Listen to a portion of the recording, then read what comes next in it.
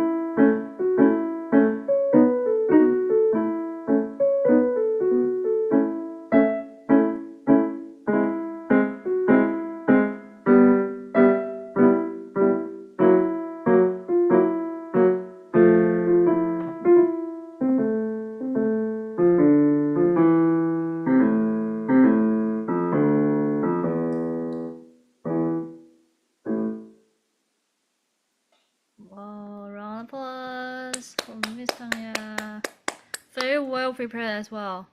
Wow, very smooth, very nice. Are you going to memorize these piece? I don't know. You should. You should memorize it and then perform it like somewhere else, like I don't know, whatever in the events, or like there's in a couple months there's a follow piano coming soon. You should perform that piece too. Like it's not really nice. I really like your articulation. Your staccato is so crisp. Love that. And I also like the dynamics they're trying to bring out. There are some detail stuff I do want to talk about in the second level class. I think that will make this piece even more fun to play. I don't know. To me, this piece is fun. I don't know how you think. Like it has some like a quirky chords. Um, Also the rhythm make it like so. To me, it's like interesting to play and fun to play. All right, let's go back to Lexi's piece. So they're very nice. In my opinion, that both of the pieces are very nice, and then they have a pretty contrasting like style, and then both in kind of like around like A minor. So it's kind of like a very nice program for the concert today. Concert for seminar. Right. Here. Do you think we can go from? Let me see. Can you go from here one more time? Yeah.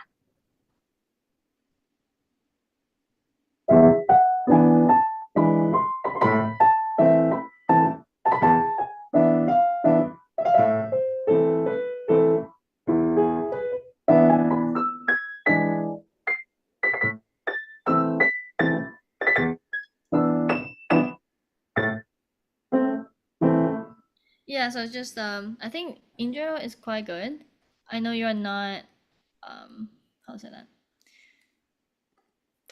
It's more like a personal taste in my opinion, but here both hands have quarter notes. And I know you have been doing you are making your left hand super consistent with has like a shorter notes on the second and third beat. I like that a lot. For right hand, I honestly not so sure because I feel like these. I know they are quarter notes, and it kind of makes sense if you have the same depth as the left hand, but in the right hand is the melody. I don't know. I will probably prefer a little bit longer because in the melody,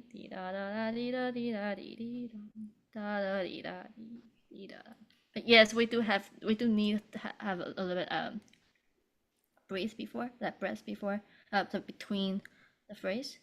But I wish the quarter note can be a little bit longer in the right hand. Do you think you can try one more time? Yeah. And see if you like it.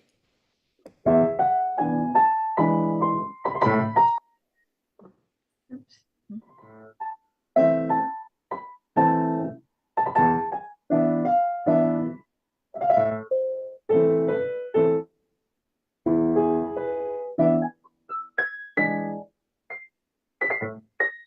Alright, and yes, I'm here. Yeah, that's something that you can consider to experiment a little bit.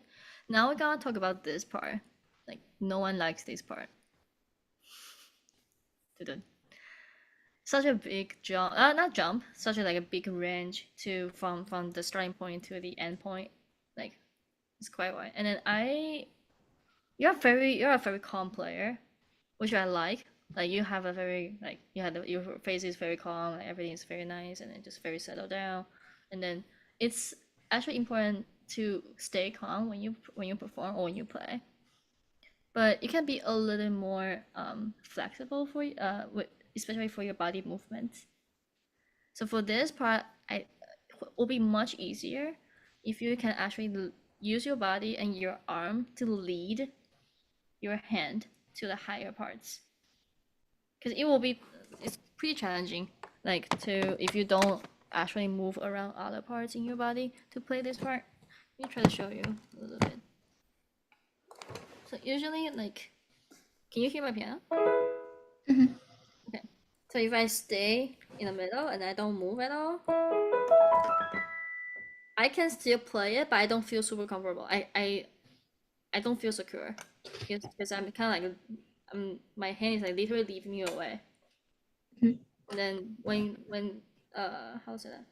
the most comfortable way to play the piano for us is when you're ideally when your arm, your elbow, and your body has like about like one fist distance, like this.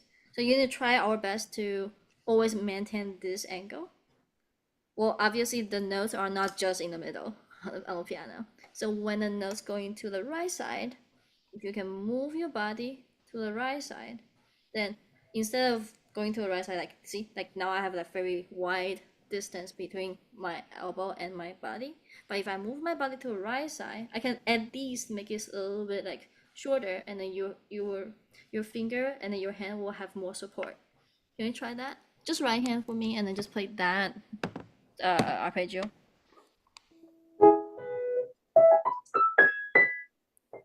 It's already better, and then I don't know, like it's natural. You naturally plays faster now. Okay.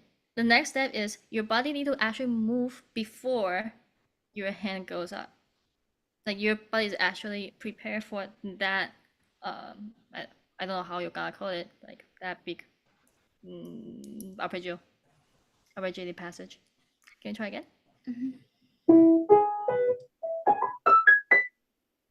Wow. See, that was very smooth. Well, yes, left hand has something like in like on the left side, but it's you need to just keep it. You know, try to keep that, but mainly focus on your right hand. That's the the first couple of things I want to talk about. There's one more thing. Is like you tend to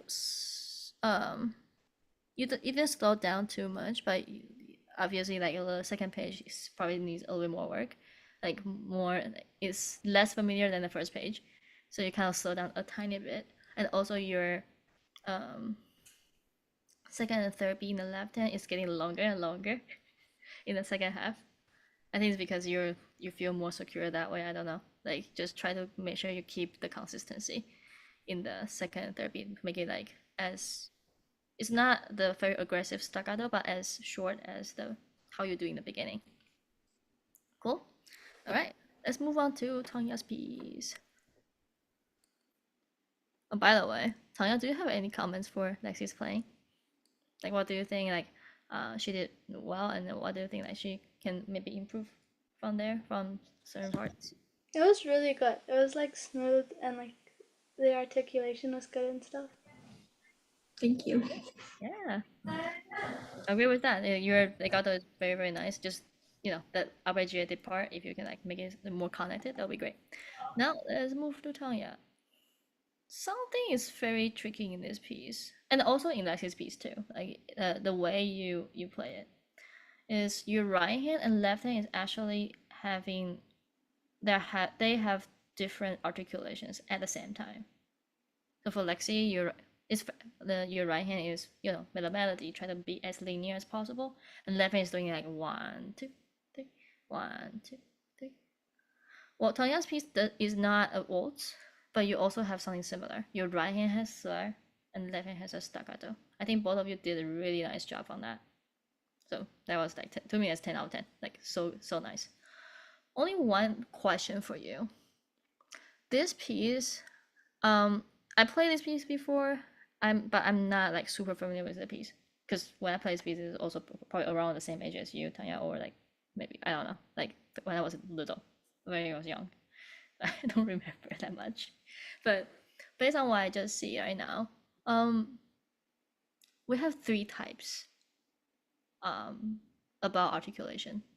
So the first type is very obvious, with a slur in the right hand.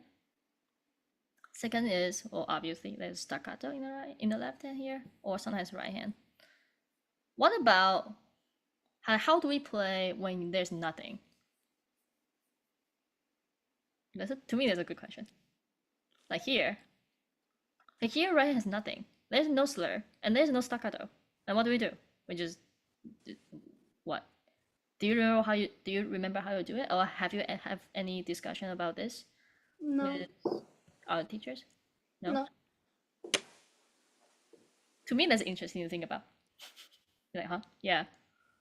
Like, what do I do? Do I connect them? Do I not to connect them? Or all right. There's I guess when we see this, as a classical pianist, when we see that, um, sometimes we don't think about that much. But because this piece has been so like the composer is being so articulate on the articulation. Like some pieces you can tell like, they just like okay you figure it out. But this one like he's being so specific. Maybe you can also be specific on the notes that has no slur and no staccato. What if we do something in the middle? You're like, huh? Yeah. So it's like kind of connected. It's like longer than staccato. But based on the character of the music, do you think this character should be like what kind of mood or character that you think for this piece? Do you think that's a like a lazy one? Do you think it's like a energetic one?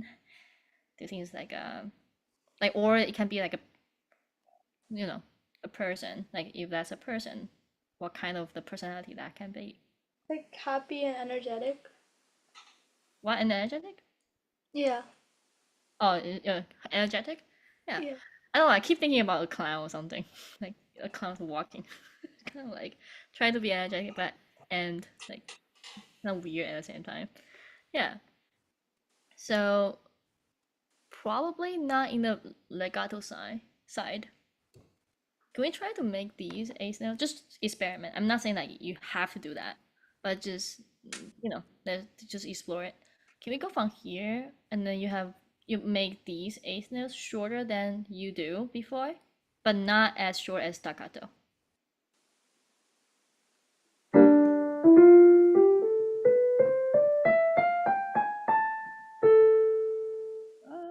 B flat here, Oh. and then maybe even shorter, almost like I feel that has a crescendo, right? So sorry. Sorry. Okay. Can you try?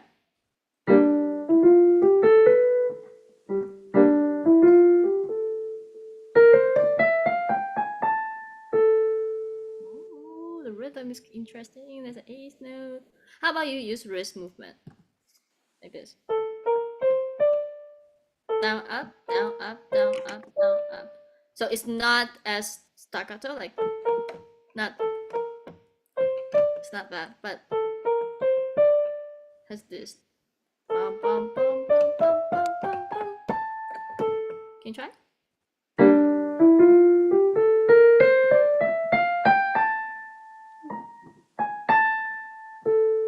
I know I'm trying to mess you up because I'm asking you to do some like some parts like weird. Yeah. Can you even make it even shorter? I tried not to connect them. I know you're trying to connect them because it feels secure. Maybe a little bit slower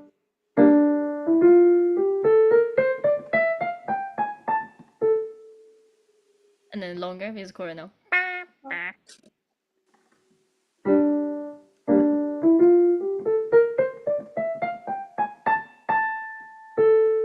Yeah, it's tricky, right? Sorry. Yeah, that's something you can think about. Okay. Yeah. Um, I don't have like an accurate answer. It's also something that I really like in the really enjoy practicing piano is like there's no correct answer. There's always like a more preferable answer, but this really depends on how you see this. It just based on what I know from the sheet music. There's a crescendo, right? And then there's a so it should be more and more energetic. And to make something more energetic, sometimes we don't actually connect them. We actually make it a little bit more separated. Yeah. So something you can experiment. Um, this part, I think you are doing some type of some dynamics on most of the part. In this part, I'm thinking about when you get to some weird chord. So this is not weird. Like this is kind of like just regular. But when you have some like more intense chord like this in the left hand, maybe you can bring out the volume a little bit more. Like not suddenly, but a little bit more, or like a little bit soft. Up to you. But I think a little bit more will sound quite nice. That's just Okay. like based on the chords, you change your dynamics to make the color of the chord even more vivid. Um, here, I really like how you try what you're trying to do. You try to bring out the first note more. Not this one, but the second one. Da da. I can tell you're trying to do that, but instead of doing on your right hand, you do it on your left hand. Like your left hand does sound louder, but your right hand kind of like weaker than your left hand. So the balance is a little bit, just a little bit off here. Do you think you can try to bring out the right hand actually more? From Okay. measure 21, 22, and just this line.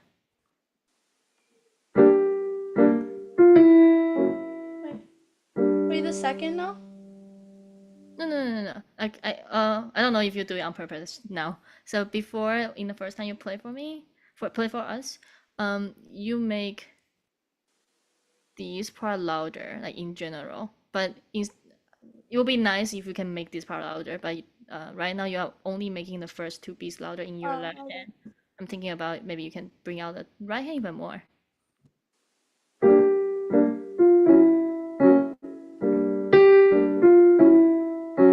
Yeah, but not sacrificing your left hand articulation though. Okay. Yeah, left hand will be very consistent. Bop, bop, bop, bop, and right hand da da. It's kind of like left hand is doing her job, like bop, bop, bop, bop, and right hand is like the clown trying to like poke, like here, and then oh, you are still like being so boring.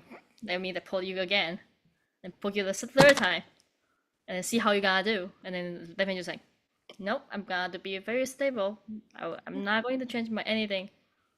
Well, it does change a little bit at the end. It's like getting, trying to shift back to the beginning, but that kind of personality, like trying to poke you. Can you try?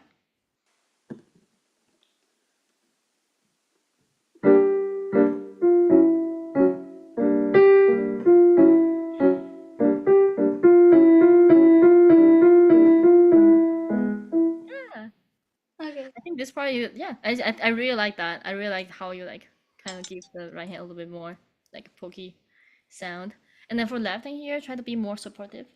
Right, your right hand is doing the nina nina nina, like kind of like these things. Same thing, your left hand gonna be a little bit more supportive by doing crescendo and diminuendo. Okay. Right hand is doing really good. Just left hand need to, support your right hand. All right, it's pretty well learned. Oh, one last thing before we go is your left hand here. This is something we talked about earlier in the class with Lexi. So like I asked her to move around her arm and body to help the arpeggio part in the right hand. This part is more about, okay, my left hand has a tenth to play. It's more than an octave, and if you try to go on each note, it'll take so much time. But if you actually use your arm or use your elbow and your wrist to help, and then just keep the hand shape, you can play that three notes much faster.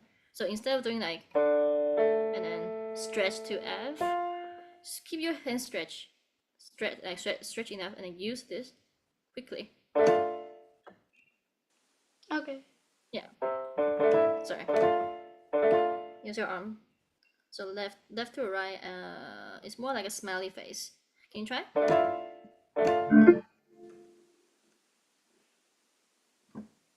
That was good. And then it was the first time. I mean, I practiced it like that, but I just played it like. Like, come on, gotta use it. It's so good though. Sorry. And then, right. It's also very cool. Like, I don't know, to me, it's a very cool gesture to do it. Sorry. Same thing here. The different articulation you can try to explore. All right. Great job, girls, today. Like, really, really good. I really enjoyed it. Thank you for sharing your music with me and everyone else and working with me today. I will see you both later. Bye. Thank you. Bye.